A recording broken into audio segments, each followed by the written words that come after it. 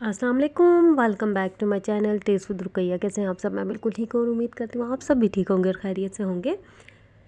यहाँ पर जी सुबह हो चुकी है और सुबह होते साथ ही हमने फेस वॉश करके हम किचन में आ चुके हैं और सबका ब्रेकफास्ट रेडी करके दे दिया है। साथ ही लंच सबके रेडी कर दिया, हस्बैंड का, दोनों बच्चों का।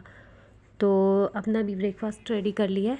और ब्रेकफास्ट जो है मैंने आज एक बन ले लिया, मिनी बन था जो कि ब्राउन बन था, और साथ ही उसका एक बर्गर बना के दे दिया हस्बैंड को।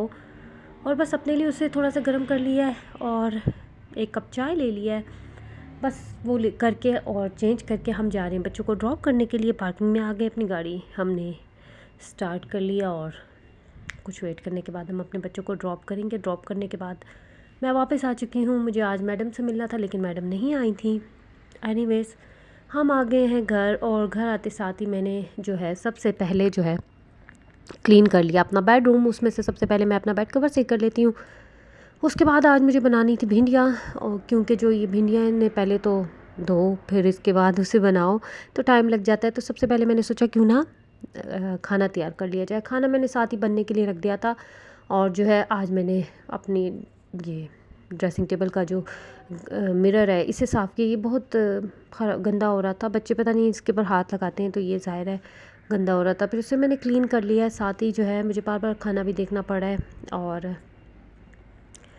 यहाँ पे जी मैं सोच क्या रही थी, बस मेरे दिमाग में ऐसी ख्याल तो खैर आता ही रहता है कि मतलब दुनिया रिश्तों से भरी पड़ी है। इसका रिश्ता, उसका रिश्ता, ये है वो है, मगर रिश्ता सिर्फ माँ बाप का है। माँ बाप जैसा कोई भी नहीं।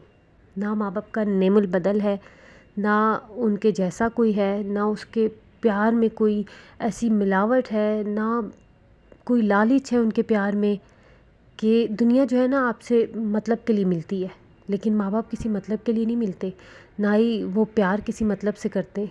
बस तो दुनिया तो मतलब ही है।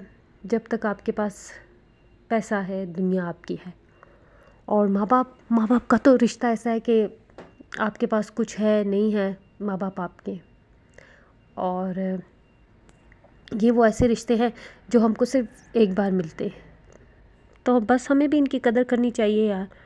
और जो है इनको टाइम देना चाहिए। जब हम लड़कियों की तो शादियाँ हो जाती हैं, वो अपने घर चली जाती हैं, तो वो अपने माँ बाप को इतना टाइम नहीं दे सकती हैं, मतलब देना चाहिए। मैं भी कोशिश करती हूँ कि मैं भी अपने बिज़ी टाइम में अपने घर से जाऊँ, हर वक्त जाऊँ, अपनी अम्मी के पास जाऊँ।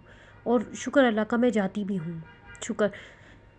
लेकिन जब रूटीन मेरी टफ़ होती है फिर मैं हफ्ता नहीं जा पाती हूँ। फिर ये होता है हफ्ते के बाद जब मैं जाती हूँ तो मुझे ऐसा लगता है पता नहीं मैं कितने दिनों के बाद आई हूँ, मुझे महीना हो गया, मुझे ऐसा लगता है।